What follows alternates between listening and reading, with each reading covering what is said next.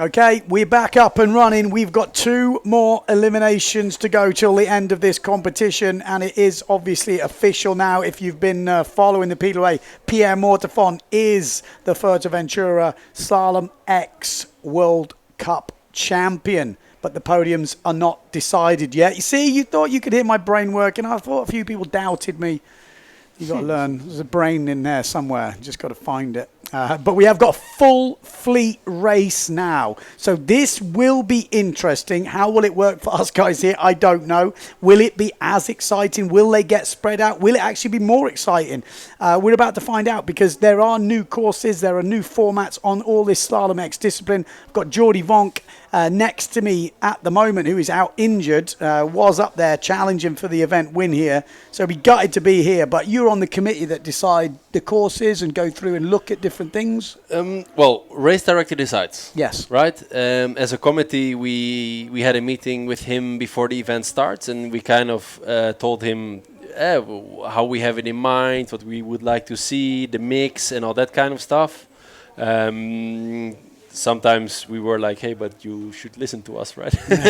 But it's complete race director decision. I think that's the way it should be. But he has got courses he can use and formats he can use. And this is one of the formats which has been presented. We have half fleet, so let's say 16-man heats. Yeah. Can be full fleet, can be 40-kilometer race, which is, I don't think, something we want to see here. No. But we can, he basically has this book of so maybe it gets the last day, full fleet race makes the difference because you can get a result very quickly. Let's say there's not much wind and you think, okay, we got to get a result. Bang, result. Organisers happy, everyone's happy, it takes out the pressure. So that's quite interesting. But this week is a bit different. We've got all good results. We're at the end of a competition. There are 3 discards going to be added after 12 eliminations, which is why Pierre Mortefon has already won. Because with 3 discards coming in, he counts his 5th, he discards the next 2, done. I think they're going to start to line up. So advantages and disadvantages. I am going to be scared for an over early because, people want to get away well. They see this opportunity. And people who never qualified for a final are basically in the final because it's counting as much as a final. We could have an over early. Let's face it. Like, there's going to be a few guys with nothing to lose, but they know they need a good start, and it could be their best result of the week. So here we go. It's going to be hard to pick him up, but there's Maciej Rakowski on the Neil Pride. We can see him clear. We can see Amado Vrieswijk behind him. It's a big line, so a few people up and downwind, a few people choosing to go upwind. Where will be the biased? It's a massive difference between upwind and downwind. Some people stop. I've seen a lot of people going back to grab their small gear because the first reach is out, which is nicer on the small gear, but we got Jimmy Tieme, looks like maybe down this bottom end. He likes to start down this bottom end. Few people going early. It's going to be much harder to judge the line. They're going the opposite way to usual. It's a really spread line, and there is Big Chop. Jolly's bouncing around. We've got Neil Pride out in the lead there, which looks like Nico Preen or Macker. You think it's Nico? I think it's Nico Preen. Okay. But we started. This is It is. We're on. We're on. I didn't even see the line. I was just like, so it's a pretty spread field. We got Jimmy Tieme down this bottom end. Maciej Rakowski looking very good. Nico Preen looking good. Amado Vrieswijk. We've got Pierre Mortefon as usual in the middle, and a little bit further back we've got Matteo Iachino. So this is great news for Maciej Rakowski fans. It's going to be a boat on the outside, which will be the outside jibe mark. This is full fleet, longer distance racing, and you can see the boat just how far away it is, and this is a long reach on the way out. This is hard going. We can see the boat coming on the left. You can see the boat upwind, but there's a boat right at the far end, and Maciej Rakowski looking like he's heading towards the boat. I've done this in Lancelin a few times and I've gone towards the wrong boat, so let's hope everyone's heading the right way. But Nico Preen is going for the bullet. Is it Nico Preen or is it I'm still convinced it's Nico. So we have got the boat. There we go. So they are going to go round. It is going to be Nico Preen who's first round. Maciej Rakowski, good jibe from him in second. Then we've got Pierre Mortefon, Amado Vrieswijk, Matteo Iachino. We've got Tati Franz in there. We've got a couple of the Patrick boys. We've got Daldorf, I think it is. Bruno Martini a bit further back. Then Fortune. Lohan Jules is there. Cedric Board quite far back at the moment, but that is the way. Just absolutely what a reach. This will be interesting, this reach. It's faster on the way in, and we might see a couple of the quick boys catching up here. Pierre Mortefon, keep your eye on him. He's always there in the Deafy Wind. You know, that is an event where he absolutely shines, Pierre Mortefon. Already the Slalom-X champion here in Fuerteventura, but Nick O'Preen leading the way, the German. This will be good for the YouTube channel right now as he is powering down this reach. He's got a lovely lead as well. What Pierre a nice angle this. Yeah, just to see the full fleet coming at it. There's going to be some great shots from this full fleet racing. Tati Franz is there. Amado Vrieswijk is there. But it is Nick O'Preen, Maciej Rakowski looking good in second, but Mateo Iachino, Pierre Mortefon, you know, they're not far behind, are they? These boys have been so consistent all week. They're fighting it out for the podiums. But at the moment, this is still a fight for the podium. Maciej Rakowski going against Mateo Iachino in the battle for the podium, happening at the front of this field. But Nick O'Preen going for the glory. He lost a bit of ground actually in that last elimination, but a win here would be massive for the German, and he is holding on here. Mortefon is closing in on Maciej Rakowski. Mateo Iachino is also closing in on Maciej Rakowski as well, but Nick O'Preen is holding his line. The German, could he take the win in the full fleet race? This would feel good. This is the one you want to win. You've got the whole fleet behind you. There's nothing better than leading a long distance race. So Nick O'Preen rounding first, Pierre Mortefon in second, Rakowski still in third, Iachino in fourth place. This would make it really tight going into the last race. Maciej Rakowski will gain some places on Iachino because he has a bigger discard. So the Italian has to be careful. He needs to get ahead of Maciej Rakowski, really, if he wants to keep that second place alive. So all the action happening on this first or second jibe mark here, but there is happening. Oh, someone trying to jump out there. Maciej Rakowski just takes to the air. No sausage. Yeah, took to the air. But Nick O'Brien with a bad jibe, and Pierre Mortefon comes through on the swell. Maciej Rakowski, not such a good jibe from him, but manages to get going. Iachino's right behind him. We've got to stay on that battle for fourth place. We'll be going in and out of that Amado Vrieswijk round, Tati Franz round. Nick O'Brien has dropped it now to second place. That doesn't feel as nice, but Pierre Mortefon, he's already won here. This is just for glory, and this is for 4 in a row for the Frenchman. Last year's Slalom-X champion, showing why he is the champion and why he has won this event here in Fuerteventura. Devastatingly fast, oh so consistent. But look at the battle for third going on between Mateo Iachino and Maciej Rakowski. Rakowski, bumping around as he comes into it. Keep on that battle for third and fourth, because that is a big one for the podiums. Pierre Mortefon leading at the moment. Maciej Rakowski holding off Mateo Iachino, but Tati Franz is coming back. Or is that Amado Vrieswijk? It's a battle, whatever it is, with one of the 0.7 boys. It looks like Tati Franz and Mateo Iachino powering down behind Maciej Rakowski. Pierre Mortefon leading. Nick O'Preen in second place. This is full fleet Slalom-X action. Mortefon with a great jibe. Preen with a great jibe. And this is it for Maciej Rakowski. This could be the difference between second and third. And Mateo Iachino goes over the top of Rakowski. Maciej looks pretty broken right now, but there is a full-on drag race as we go here. Maciej Rakowski, it's going to be who navigates the chop better, who gets the best run, but it is Mateo Iachino, though he's powering down, and it looks like Maciej has almost given up. He's got a lower line, but Mateo Iachino is going to take that advantage in the battle for the podiums. Mortefon wins it, cherry on the top for him. Nick O'Brien with a great result in second, but Mateo Iachino bided his time there, and at the last jibe mark overtakes Maciej Rakowski for third and fourth, and that will be big. Tati Franz finishes in fifth place, which is a great result. We've got to remember, count these boys round, because these are all still top 10 results. We need to keep with this race. It's full fleet. We want to see where the rest of them are going.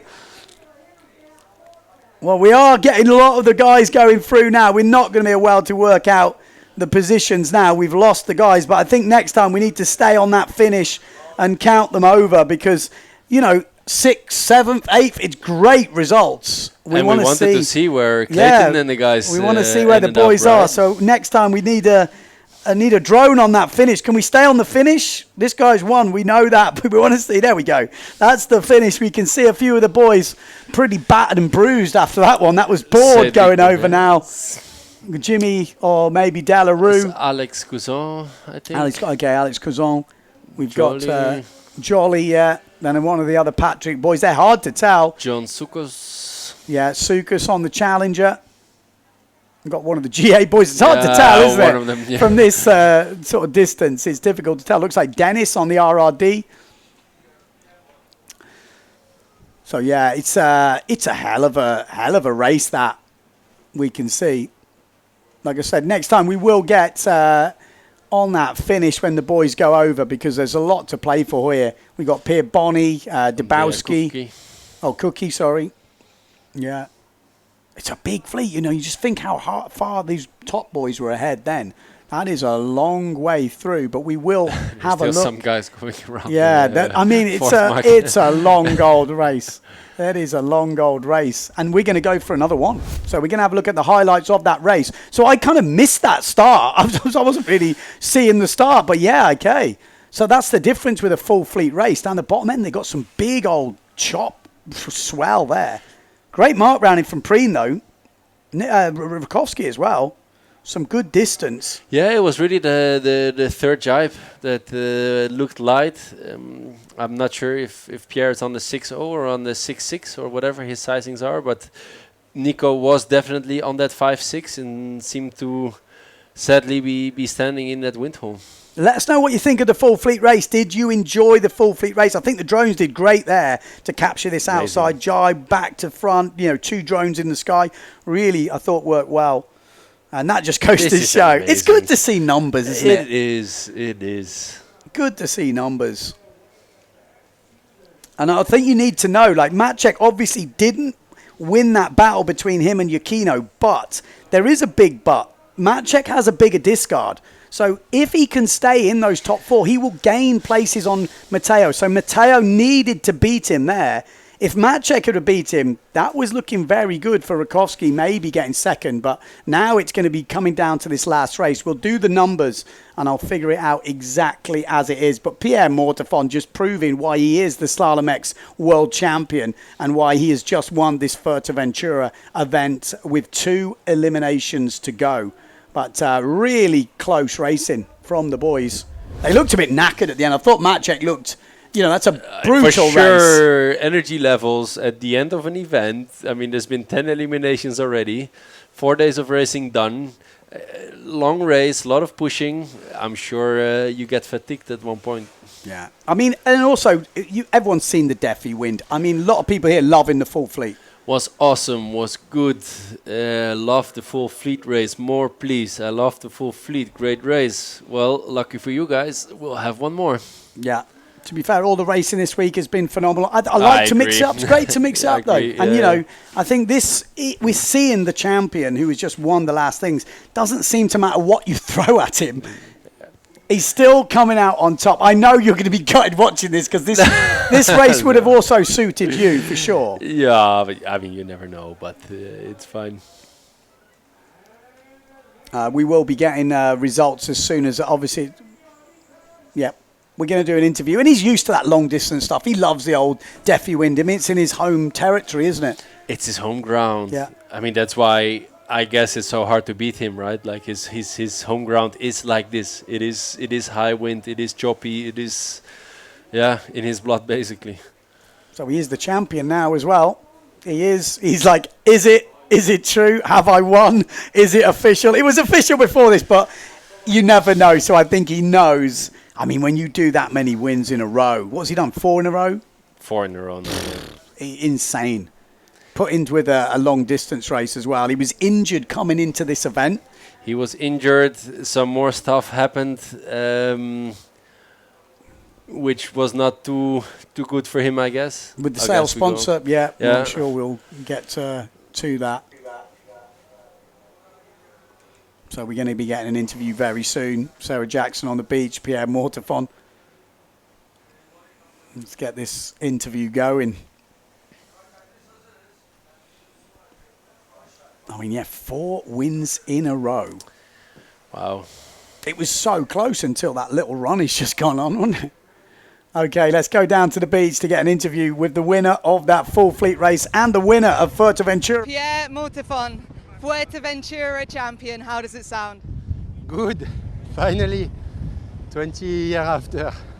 No, I'm super happy. Really happy. It was the last month, the last week was really hard for me. I had some trouble. I had an injury, then I had some problem, and I didn't arrive here with the best mood, let's say, but I was motivated. At home I have a lot of support and everything was made that I arrived ready. Thanks to the physio, thanks to my wife, the kids. Thanks also to Finian from FMX, he helped me a lot. The last week he was pushing, he was helping, he was thinking. Thanks also to all the management board and the PWA crew, because it was not an easy situation, and yeah, I was able to sail. I had some good days, some hard days, but I think it's the best finish and the best way to end this mythical event. Like, if there is one to win, it's this one.